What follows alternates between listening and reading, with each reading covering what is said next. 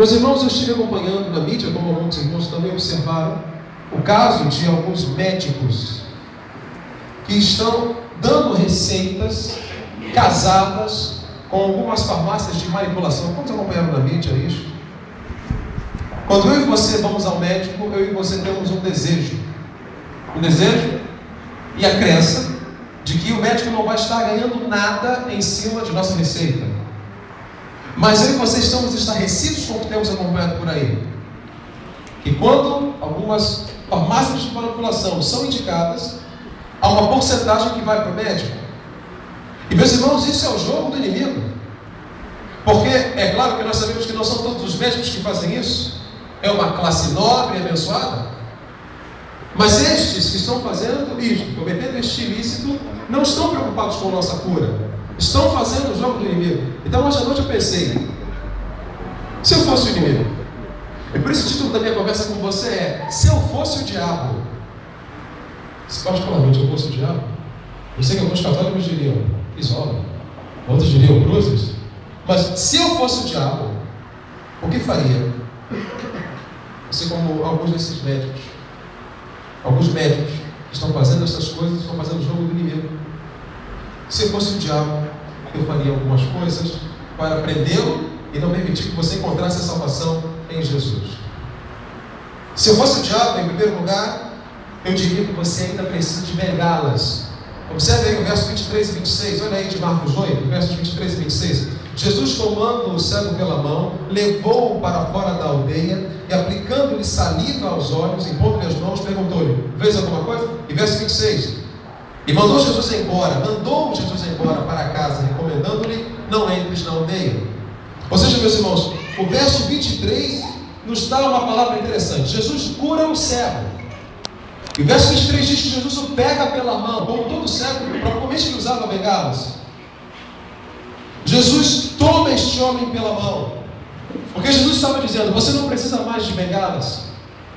Se eu fosse o diabo, eu diria que você precisa de algumas bengalas. E o que Jesus quer dizer é justamente o contrário. Podemos jogar as bengalas fora quando temos Jesus. Eu não vou fazer o que um pastor famoso fez alguns anos atrás, quando estava no Maracanã, numa cruzada, disse: se você tem óculos, jogue fora seu óculos, você vai enxergar. Mas ele mesmo estava de óculos. Eu não estou falando de uma bengala física. Eu quero dizer que muitas vezes nós apoiamos nossa vida em bengalas. Há namoros que são bengalas, há empregos que são bengalas, porque não são o plano de Deus, não são os pés que Deus mandou com que eu e você andássemos. Há bengalas que nós estamos nos escorando, e Deus quer que nós joguemos as bengalas fora e venhamos a dar a mão a Jesus.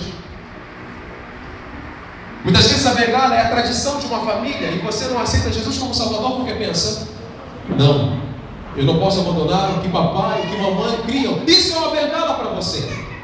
O verso 23 diz que Jesus tomou esse homem pela mão. Se eu fosse o diabo, eu te diria: você ainda precisa de bengalas.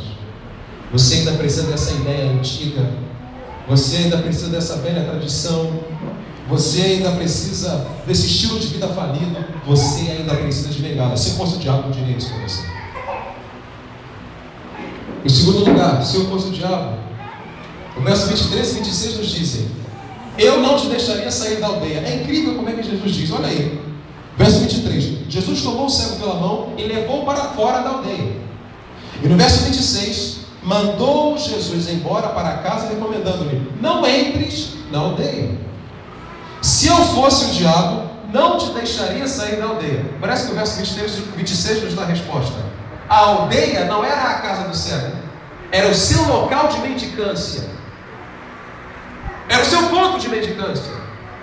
Porque no verso 26 Jesus diz: vá para casa, não entre na aldeia. Ora, se ele morasse na aldeia, ele ia dizer: Jesus, como? Se eu for para casa, não tem que entrar na aldeia. A aldeia era o seu ponto. Isso me lembra João 5, quando Jesus, quando chega perto do paralítico do poço de Betesda, diz: você quer ser curado?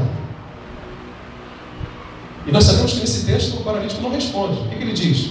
Senhor, eu não tenho ninguém que quando a água se move, me jogue lá. Jesus faz uma pergunta que óbvio que todo paralítico quer andar. Mas Jesus pergunta àquele paralítico: você quer ser curado? Porque há muitas pessoas que não querem abandonar a sua vida de mendicância. Há muitas pessoas que não querem deixar suas vidas de pedintes.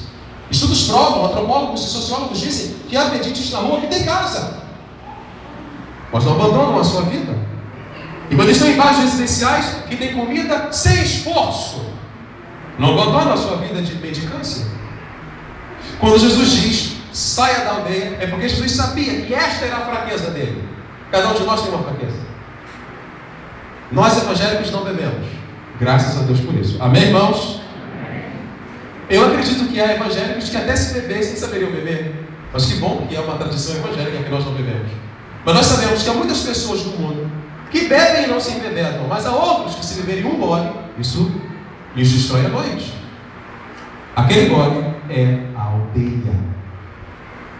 Há outros que conseguem estar no meio de trabalho, numa conversa terrível, sem se destruir. Outros, se ouvirem algumas piadas picantes, algumas conversas obscenas, terão a sua vida destruída naquele dia. Esta é a sua aldeia. Qual é a sua aldeia? É a minha e a sua fraqueza. É aquilo que eu e você não podemos fazer. É aquilo que as outras pessoas até podem, mas a gente não. A aldeia é o nosso limite. Eu quero te perguntar hoje à noite, qual é a sua aldeia?